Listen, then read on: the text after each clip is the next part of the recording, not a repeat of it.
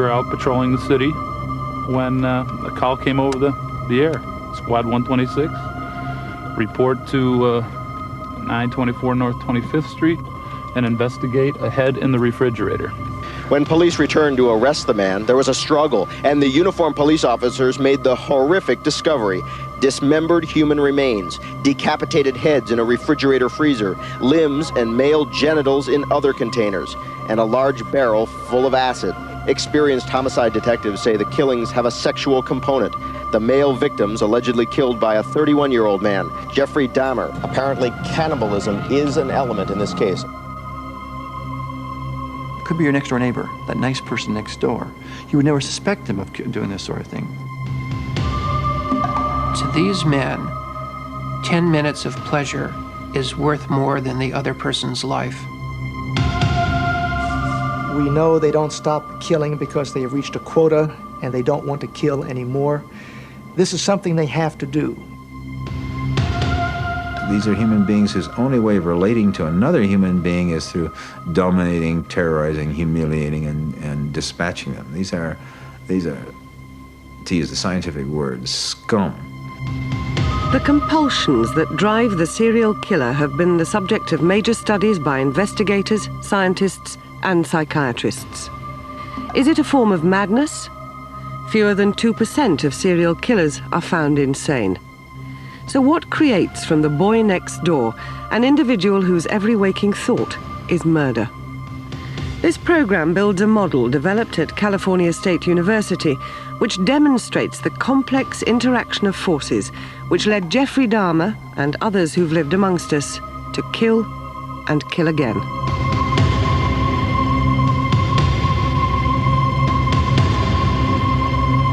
We know that everybody in the world has a capability of killing another person. Anybody can pull the trigger on a gun, poison somebody, push somebody off a cliff. We all physically can do these things, but not everybody has the capacity to kill. And that capacity is developed through a process. So I go down and make the coffee mixture with Irish cream in it. Some standard 7 pills. And drug him. Half hour later he falls asleep and I strangle him there in bed. You know, I mean, people can say, well, it was family pressures, or it was outside forces, or it was mental disease, but the fact is that I'm the one that did it, not just once, but time after time. Very self-destructive life. The process which made Jeffrey Dahmer a serial killer is shown in our model. Many of us might experience one or more than one of the individual factors, but it's only very rarely when all these factors are combined that a truly dangerous individual is produced. The first important factor which our model indicates is that some of us may be born with genes that predispose us towards violence. The world's largest study of identical twins who've been separated at birth is showing which parts of our behavior are genetic and which parts are caused by our environment. One thing that we find is that the identical twins, separated in infancy and reared apart, turn out to be just as alike, not only in their appearance, but in their personality, in their interests, even in some of their social attitudes, as identical twins who have been reared together and spent most of their lives together. We know that the degree of aggressiveness that a boy child will show beginning early in life and continuing on through life owes about half, 50% of its variation to genetic variation. It's probably related to the level of circulating male hormone in the blood, which in turn is related to genetic factors. We know that the degree of fearfulness or fearlessness that people show also owes at least 50% of its variation to genetic factors. Genetic factors play a role, but there are other physical factors like brain damage, which can also predispose people towards violent behavior. Well, just a little neuroanatomy to begin with. Here are the front of the frontal lobes, and here are the front of the temporal lobes. And in the middle part of the temporal lobes is the hippocampus. Hippocampal gyrus is just inside there, and that is part of the so-called limbic system. limbic system is the anatomic locus, and this is somewhat oversimplified, of instincts, drives, feelings of sexuality, aggression, and the frontal lobes are supposedly mainly inhibiting and tend to inhibit those instincts and drives. Now, the brain has a consistency of jelly, and the skull, of course, is very hard. And when there is head trauma, the jelly-like brain goes cracking up against the skull. The MRI scan shows the brain. This is of a murderer who had killed 2 people in a particularly brutal fashion, having overkilled them, stabbed them 100 times each. He had been involved in a horrendous automobile accident at age 16 and had been in an intensive care unit for several weeks and had been unconscious for several days. His family said that his personality had changed somewhat and become much more explosive after that. And you can see that in the subcortical frontal white matter, there's an abnormality. There is this little spot, which seems white here. I would attribute this quite confidently to the trauma that he had sustained. He shows a lesion that's quite similar to it on the other side. And so this fellow has the equivalent of bifrontal leucotomies. His behavior was quite typical of people who have that. He was uncaring about the consequences of what he had done and was in fact uncaring about the execution which was impending. As well as predisposing factors, a serial killer usually suffers traumatic events during childhood. Experiencing sexual and physical abuse will cause severe trauma. Other traumatic events are more commonplace. More than 1/3 of children in the United States are brought up in broken homes, and many children experience feelings of neglect. It's only when traumas such as these are combined with other factors in our model that they might lead to deviant behavior, and in the most extreme cases, perhaps to serial murder. Jeffrey Dahmer was brought up in an affluent Ohio community with many advantages. His father was a PhD research chemist, and the family home stood in 2 acres of woodland. What traumas might have affected this young child and aggravated a possible predisposition for violent behavior? He remembered undergoing a surgical procedure when he was, I think it was either 4 or 5 years of age. And he recalled being in extreme pain and actually asking one of his parents whether or not his genitalia were still present given the pain that he was experiencing in the genital area. That had some significance to me because oftentimes people who have paraphilia will recall, and when I say paraphilia, I mean a deviant sexual interest pattern, will recall some form of pain or injury, in a sense, to their body. Like many serial killers, Jeffrey Dahmer also suffered traumas which intensified his deviant tendencies. His mother had a series of nervous attacks and a breakdown. His father was often away working, and the marriage was destined to end before Jeffrey grew up and left home. It just didn't seem like my parents really liked each other too much. Arguments, fighting, it just made me feel on edge, unsure of the solidity of the family. I know she was in the hospital for about a month. A mental, ward. And Dad was busy working. I decided early I wasn't ever going to get married, because I wouldn't want to go through anything like that. Certainly he did come from, by many folks' standards, a privileged background. It was a family that was well educated, that put a value in education. It was, by many standards, an industrious family. But as he recollected his childhood, there were long periods of time of emotional isolation, of him being unable to bond with other people. Most of us have had traumatizing experiences as children. We grow up, we become ordinary citizens. And yet there are some children who have traumatizing events. Divorce in their family, sexual abuse, emotional abuse, neglect, physical abuse, dysfunctional families, alcoholism in the family. And they grow up and they become serial killers. And there's a quantum leap between somebody who is raised in a dysfunctional family and then growing up and becoming a serial killer. In some cases, trauma leads to a process of so-called dissociation. The child defends himself by suppressing all emotional feelings towards family and friends. Maybe I started shutting down to save myself the pain of what was going on. It was effective. It worked. Ever since then, I've never been a real emotional person. What else could have aggravated Jeffrey Dahmer's feelings of isolation? The boys that he tried to associate somewhat did not accept him fully. And I would also say that from time to time they would tease him and somewhat make fun and ridicule him.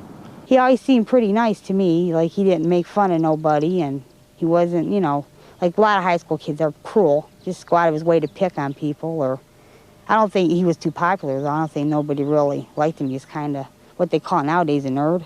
When the child has become dissociated from the world which he feels has rejected him, it reinforces his trauma, and he begins to develop fantasies of an imaginary world in which he's powerful and in control.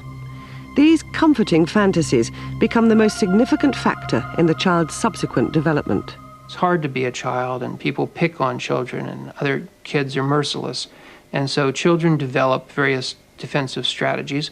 One is to fantasize the power to retaliate against one's enemies. Hopefully, as the child matures, he acquires better coping mechanisms that don't rely on impossible fantasies to achieve an adaptation.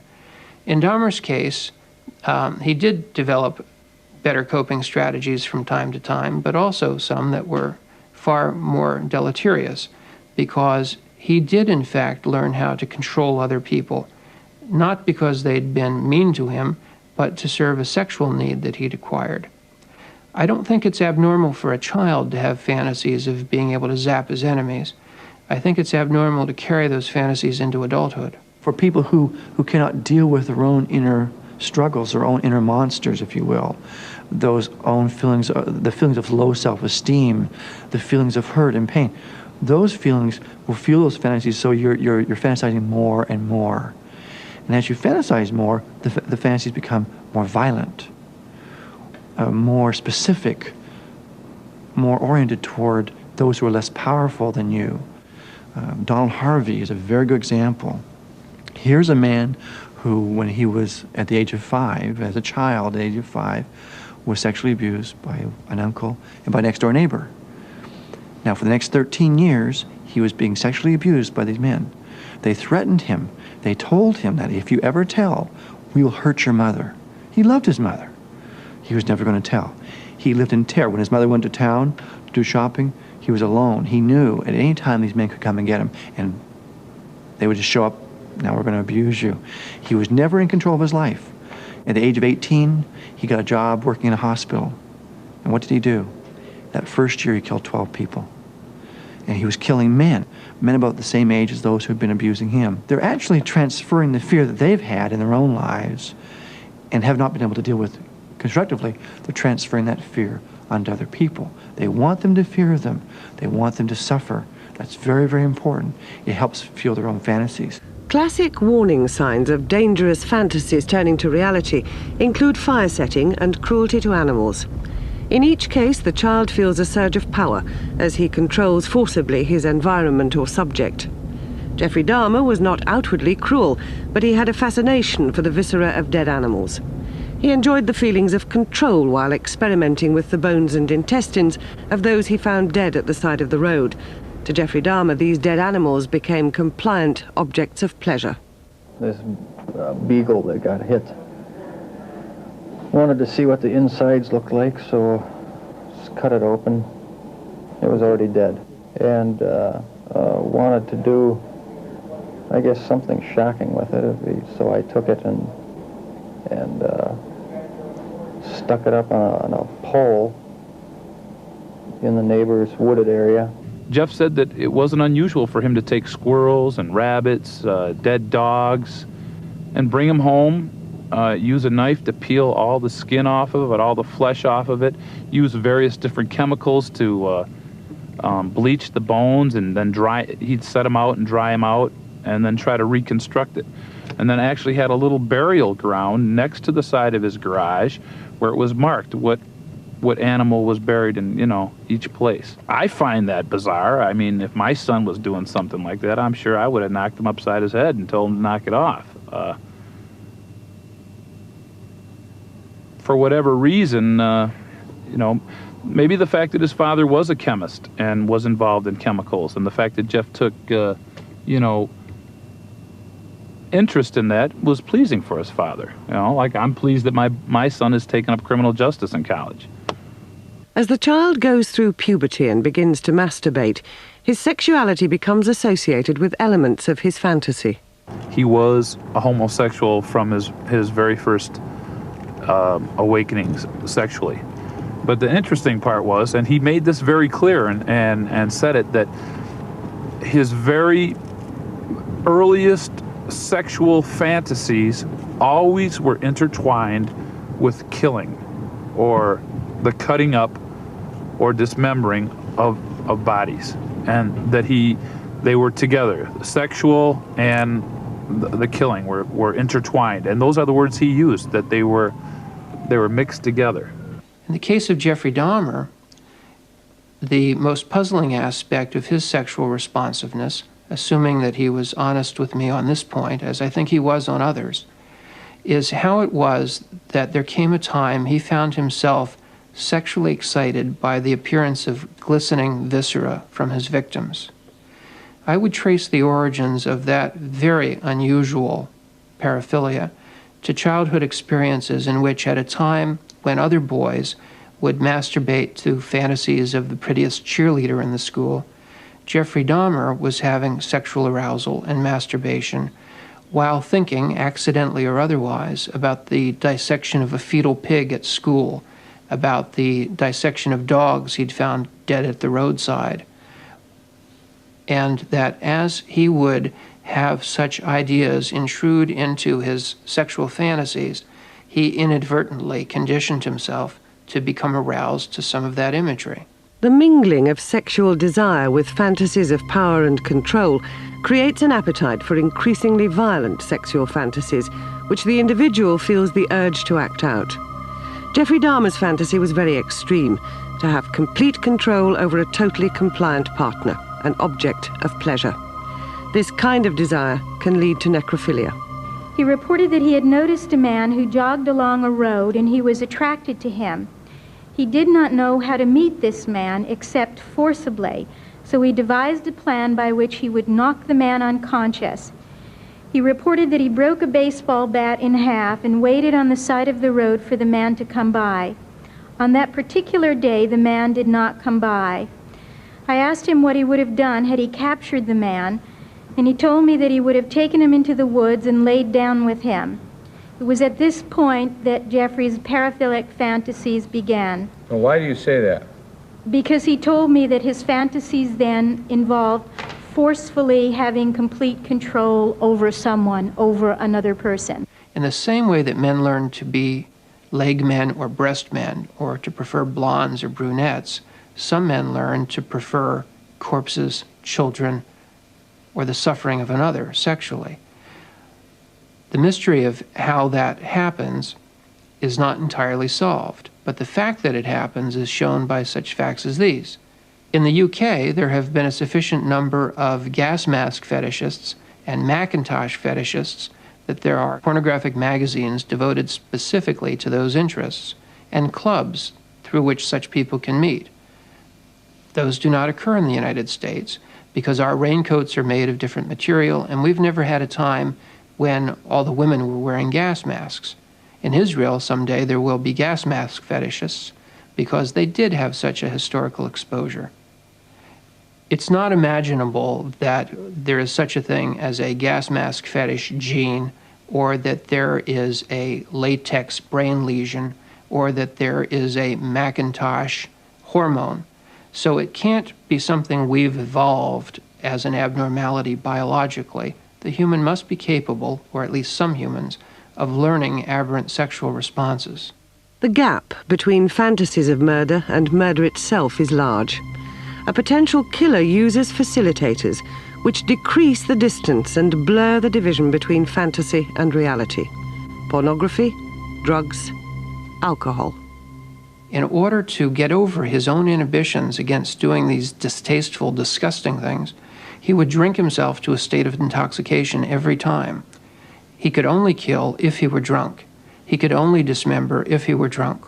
And if we could liken this to, say, people in the Nazi death camps in Treblinka, Dachau, and Birkenau, the actual men who were doing the killings, the death squads, they were given huge amounts of alcohol. They were always drinking in order to allow them to do it. They couldn't go out and just on their own and kill these people.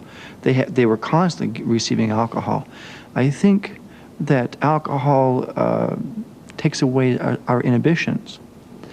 But on that same note, by taking away our inhibitions, if I take away your inhibitions, that's not going to increase your capacity unless it's already there. I mean, you have to have the capacity to do it. And so what the alcohol does, it decreases our inhibitions and allows us to do what we've already prepared ourselves to do. By the summer of 1978, Dahmer's parents split up and caused Jeffrey another terrible trauma. Jeffrey's mother was granted custody in the divorce proceedings, but she left, taking only Jeffrey's younger brother. He felt utterly rejected. This was the summer of his graduation. The evening of the prom dance, it was kind of in a way, a disaster. First of all, he was pretty late, and he's rushing around, and he come to the door, and my father hated all boys. So here he is, and my father's at the door, like looking like a bulldog, growling, and just trying to, you know, hurry up and get out of there, but we got to be polite and talk. We didn't want to take pictures. My mother made us take pictures. The parents, that's the kind of guy you bring home. To the girls back then, the guys had longer hair, was in style, wire frame glasses, not the way Jeff looked. At some point, if the potential offender does not find a way to vent themselves without killing, they're going to go out and actualize those fantasies, and they're going to practice it. They're going to go out and harm somebody. And by the time they get to that point, it's a very small step from the actual violent fantasy to the actual killing. To me, it seems like he changed a lot after school because he did this. But when you really think about it, in reality, he didn't change a bit because he murdered his first victim when he was 18, like I think 3 weeks after the prom. So what he was is the same person, just putting a big disguise on. Violent fantasies combined with the use of facilitators drive an individual to the very brink. What then is the trigger which finally propels him into murder? For some, it's an event which makes them angry. For others, simply an opportunity. At one point, Dahmer's parents were out of town. Dahmer was driving the family car down a road nearby his home, and a 16-year-old young male, bare-chested, good-looking, narrow waist. The circumstances of his fantasy weren't before him. Dahmer picked him up, offered to bring him back to the house, entertained them for an evening, drank some beer, talked around, lifted weights. And Dahmer was in ecstasy that his fantasy had come true until the bubble burst. And the bubble burst when this young man said, well, thank you for the entertainment. I must get on. I have to hitchhike again. I have to get back on the road. I have to be down south in several hours. And Dahmer became terrified. He became panicked that his fantasy was over before it had started. And as the young man bent over to pick up his jacket, Dahmer crashed a weight bar down onto his head and murdered him. Dahmer said very matter-of-factly, had he not seen that young man that night at that time, when the parents were out of town, that the entire 17 homicides may never have occurred. Now, again, if that's reality, I don't know, but this is what the Dahmer had told me. Dahmer masturbated over the corpse, then dragged it to the crawl space under his parents' house. He dismembered the corpse and performed sexual acts with parts of the body. 3 days later, he buried the remains in the garden. So nothing's really been normal ever since then. It taints your whole life. You know, I didn't think it would, but it does. It taints your whole life. And I thought that I'd just try to live as normally as possible and just bury it, you know, the memory of it and everything. But things like that don't stay buried forever. But like a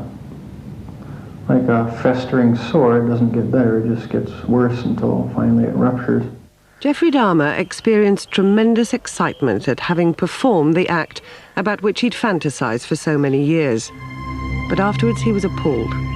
The killing was a new self-induced trauma, which served only to intensify his low self-esteem and isolation. That made fantasies of dominance and control start all over again. He tried to suppress these feelings. I think his drinking, the out-of-control drinking, the alcohol abuse, was an attempt to numb himself and to drug himself out of reality. And he would use sexually explicit material as a release to try and control his fantasies and the behavior. Jeffrey Dahmer used pornography to try and control his impulses. But some serial killers are stimulated by material which few would find pornographic.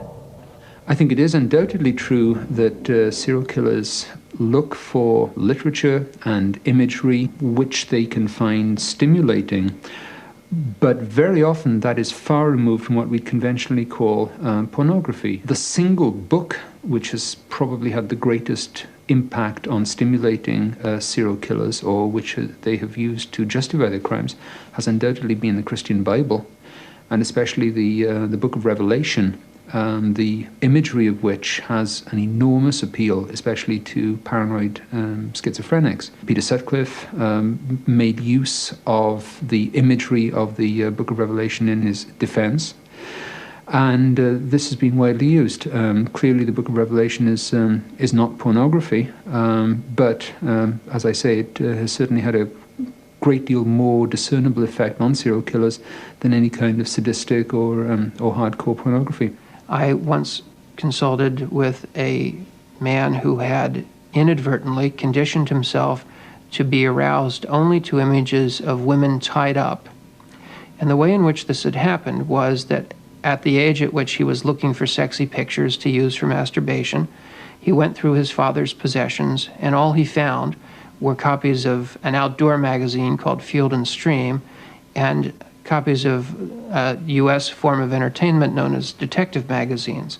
At that time, the detective magazines typically had on the cover a sexy-looking woman with her skirt hiked up or her blouse opened, who was bound and threatened by a man with a weapon. What happened to this man is that as he masturbated to the sexy aspects of the picture, he found himself arousable only in the presence of bound women. And this became inconvenient to him as he started to date. And so he sought help in changing this pattern of behavior.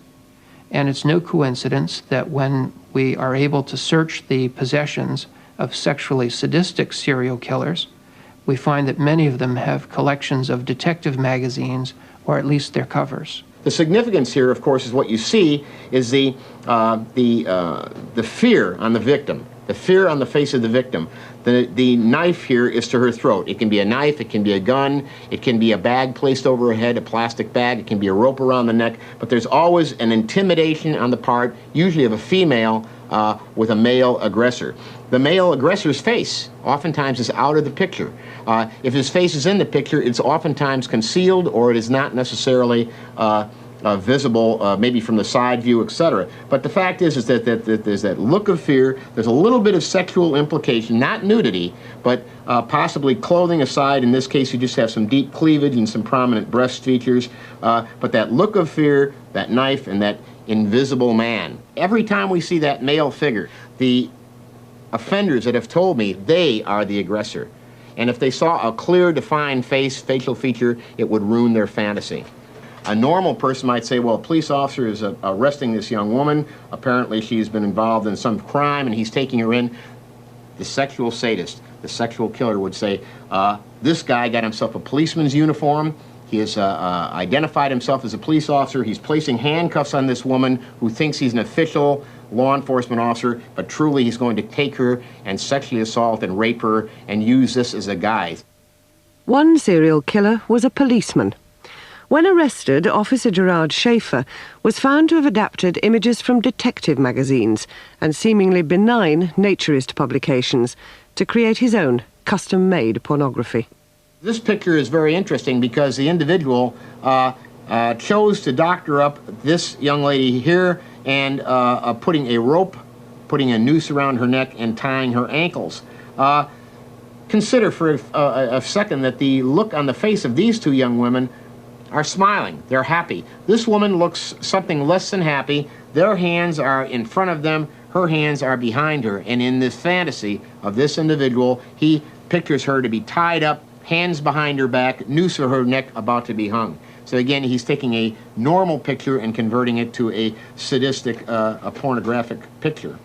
Again, one of the pictures taken by the individual himself depict a hanging. Gerard Schaefer hanged this woman. His violent fantasies of murder had become a reality. So you see some very strong parallels here between the development of the fantasy and the actual acting out of the crime against another human being, all based on that fantasy of the detective magazine. Some of the material which Dahmer found most stimulating had a universal rating at the cinema. He had two kinds of films that were important to him. The first were male homosexual pornography of a very ordinary kind. The second were certain science fiction type films that he had watched repeatedly, namely a scene in The Exorcist 3, a scene in Hellbent Hellraisers 2, and a scene in Return of the Jedi. In each of those films, he had picked a part in which a powerful figure is able to do things to other people to control them. And he would watch that scene over and over before going out to cruise for a victim. After the murder of Stephen Hicks in 1978, Jeffrey Dahmer struggled to control his fantasies of murder for 9 years. He enrolled at the University of Ohio. He flunked out after only 1 term. His father, realizing his son needed discipline, encouraged Jeffrey to join the army. After 3 years, he was released because of constant alcohol abuse. He moved in with his grandmother in Milwaukee and found work as a mixer in the Ambrosia Chocolate Company. In the struggle to control his fantasies, his behavior became more abnormal. He took a mannequin from a department store, thinking that if he had that mannequin with him and sleeping in bed with the mannequin, etc., that maybe he could control the impulses that way. And he also attempted to dig up a body, a deceased person's body, thinking that perhaps that would be a way in which he could control the behavior. But his control ultimately broke down. Dahmer began to attend gay bathhouses, where he drugged other members in order to have sex with their unconscious bodies. In March 1987, he received a 1-year probationary sentence for exposing himself to minors. 8 months later, Dahmer's deeply rooted drive to murder once more overtook him. I was drinking at the 219 bar. It's a gay bar downtown on Water Street. And it was closing time. And I saw this white Caucasian guy, probably 5'10" or 5'9", 130 pounds. Looked attractive to me, so I asked him whether he wanted to go back to the hotel with me. I had a room at the Ambassador that night. And he said yes. He thought nobody would elect to be with him.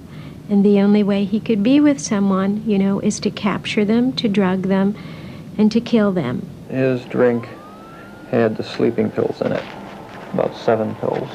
The next morning I woke up and he was lying there on the bed, dead. His chest area had been crushed. So apparently sometime during the night, I had been beating him on the chest with my both fists, because my fists were bruised. I have no memory of doing it. Just remember waking up, laying on top of him, and the complete shock. Couldn't believe it. And so in the afternoon I decided I'd get a suitcase, a large suitcase with wheels on the bottom. Put him in the cab and drove home to Grandma's residence. And to know the body's downstairs in a suitcase while you're up there with your mom, your stepmother, your father, your brother, and your grandmother, and maybe I think his aunt was there, he told me. A lot of nerve. A lot of nerve. This is 2357. This was Grandma's house. The following Sunday, my grandma went to church, and I took the body out. Using a sharp knife that I bought somewhere, I stripped the flesh off the bones, put it in 3 plastic hefty bags, and threw them out in the trash as well. Grandma had asked him several times about the weird smells that were coming from the basement. His father was alerted to this by Grandma and actually came out and looked into the bags, according to Jeffrey, and asked Jeff, hey, what's up with this? And to that, Jeff's explanation was that he had found some more roadkills and had done some experimenting with cutting the skin off them and cutting the meat part off to reconstruct the bone structure, and then he became bored with it and threw it out. And his father, he bought that because he had done the same thing in Ohio as a child, so it wasn't anything unusual to his father for him to do that. The murder of Dahmer's second victim started the whole process again. This resulted in low self-esteem, which led to ever more urgent control fantasies, the further use of facilitators, and a renewed drive to murder. The more Dahmer killed, the more he needed to. With each murder, Dahmer experienced both the thrill of total control and the trauma which created the need for it. He was trapped in a vicious circle.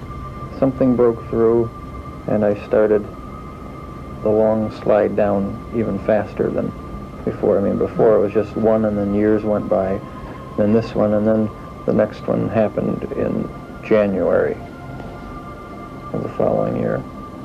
So about 2 months went by. And as I was on my way to the bars, I met this young man. I asked him if he wanted to make, I think, $50 to spend the night with me. And he said yes. And then it was getting towards daybreak. I knew my grandma would be waking up, and he still wanted him to stay with me, so I strangled him. Jeffrey Dahmer admired tremendously his victims. He was choosing those he thought had an approximation to Adonis. He wanted to find the most perfect male forms, and he was affectionate for at least that person as an object. And so to him, these were greatly valued objects. Now, he may have dehumanized them, as all offenders do to their victims, but it was not a matter of hatred. It was a matter of trying to keep with him that which he most wanted to have, which was contact with such attractive males. So that he could kill with greater ease and with less risk of detection, Dahmer moved out of his grandmother's house and rented his own apartment. Here, his activities were less likely to arouse suspicion.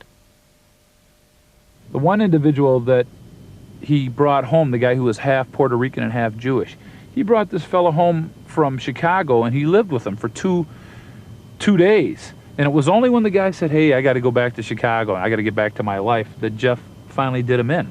But as long as he stayed there and laid up with them and participated in everything that Jeff wanted him to participate in,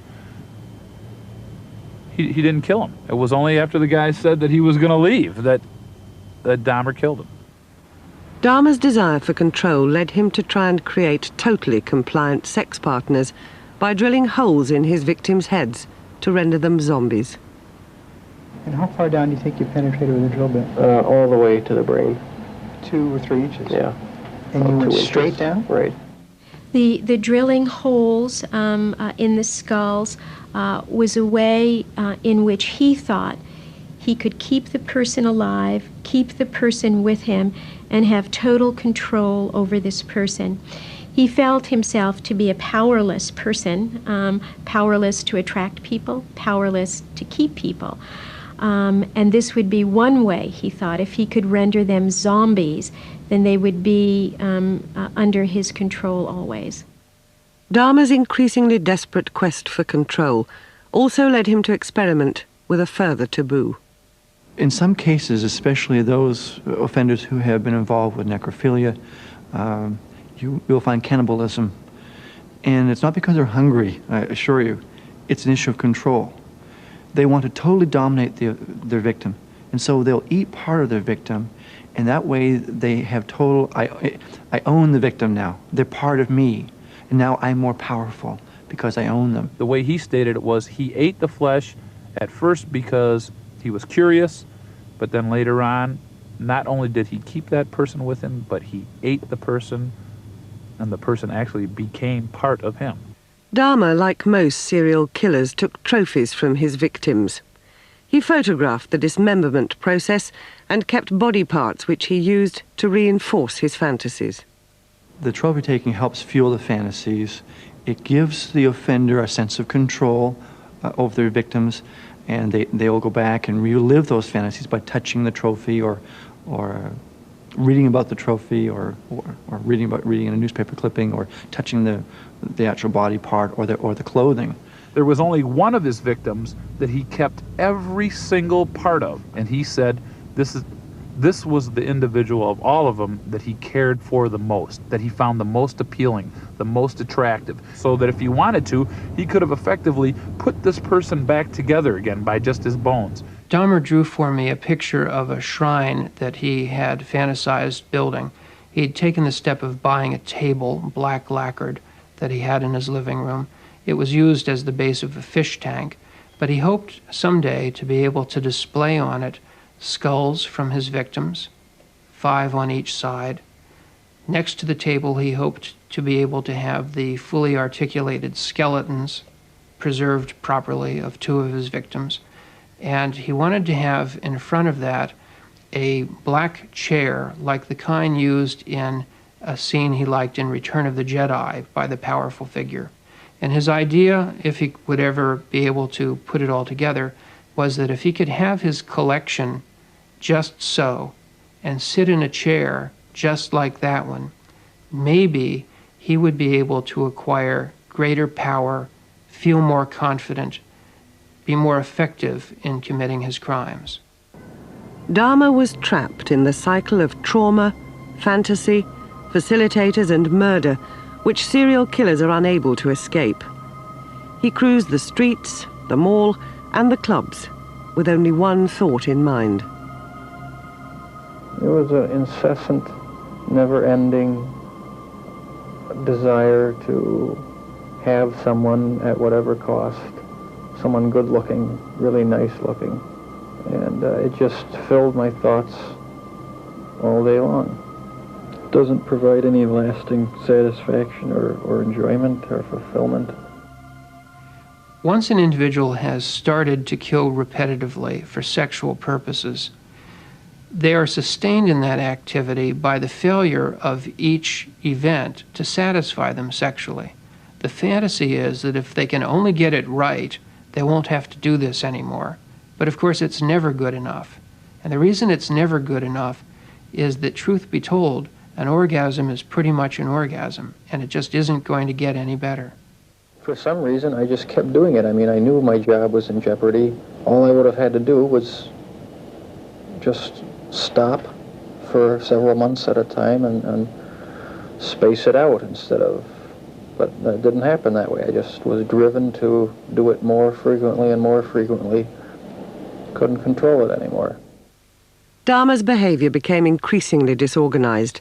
He'd often not completed the dismemberment of one victim before he set out to kill another. He bought a 57-gallon drum to decompose the bodies in acid. His body count grew, he lost his job, but by now he hardly cared. His murderous cycle was now so frenzied that arrest became inevitable. In the last week, he had lost his job. He was having to leave his apartment. He had no money. He had 2 corpses in the bathtub. There were 4 heads, 7 skulls, 2 skeletons. The place was a nightmare. And he knew he would have to get out in 2 or 3 days. But what did he do? He spent the entire day looking for somebody else that he could kill. Knowing, he must have known, of course he knew, that this would be it, this would be the end, and he would have to be stopped. For many serial killers, arrest is the peak of their hideous career, the point where they finally achieve the power and attention they'd sought all along. This is one of the surest routes in modern America, at least, to becoming a celebrity. Dahmer ended up on the cover of People magazine. So how else can a defective nothing be guaranteed a ticket to immortality than through such a ghastly and bloody career? America produces a much greater proportion of serial killers than any other nation on Earth. Having discovered the complex network of factors which contribute to their development, what steps can we take? most modern industrial nations are roughly the same. That is, their mortality rates, their morbidity rates, their all of their social indexes are roughly the same, except homicide. Homicide is one of the few rates that varies enormously. Now, my theory as an anthropologist says that part of the responsibility for this must be lodged in the nature of the cultural system. That is, the set of fundamental ideas about appropriate, acceptable behavior that people believe. And I, in my review of various nations, can find no other modern industrial nation that continuously transmits violence-glorifying messages to its population. It's clear that by the middle of the last century, the middle of the previous century, America had already in place a cultural system, that is, a set of beliefs that violence was a noble and valid and legitimate and masculine way of responding to a situation. Serial murder is a big business.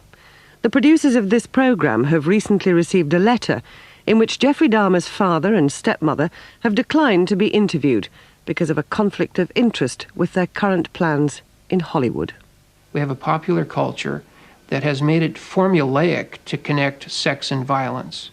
And we have a system of parenting, marriage, and divorce that leaves many young people without adequate parents in the first 3 years of their lives. When you have those two things together, it shouldn't surprise us that we assume a leadership role in serial killing. I think that the United States is going to do a fair job of exporting serial killings to the rest of the world as the entertainment industry opens new markets, and that Western Europe and Asia can look forward to having similar frequencies of this phenomenon when they've bought enough of our entertainment products. In America, reports of true crimes were once confined to detective magazines and tabloid newspapers. Over the last 10 years, true crime formats have transferred to television with phenomenal results. The popularity of such programs has not gone unnoticed by broadcasters on this side of the Atlantic. True crime series now top the ratings on British television, and over the last 3 years, a disturbing market has been discovered for British true crime and detective magazines. We're talking about the production of violence, violent acts, and violent actors. Now, how we begin to come to terms with this worldwide is an enormous educational process that has to begin in childhood and has to begin in many countries to rewrite the full force of 150 years of history. But in any case, we've got to begin to take seriously our mandate, not just to teach people what a hypotenuse is, but what a human being is and what the dignity accorded that human being should be. The best thing we could ever do is require children in high schools to take parenting courses. Require them to take parenting courses, not as options. Look, anybody can get, to get a driver's license in the United States, you have to take driver's ed. Why not take parent ed? Take a parenting course teaching you some parenting skills. Let's not wait until the person gets into the judicial system as a juvenile delinquent and then into the prison system as an adult to start looking for rehabilitation. By the time a person is in their teenage years, I believe their thought process is pretty much formulated. And I think experts would agree that it's probably earlier on in life that their concept of the world has already been formed. And if they believe that the world is against them, that society has rejected them, you are creating the serial killers of tomorrow, right now in the classrooms today.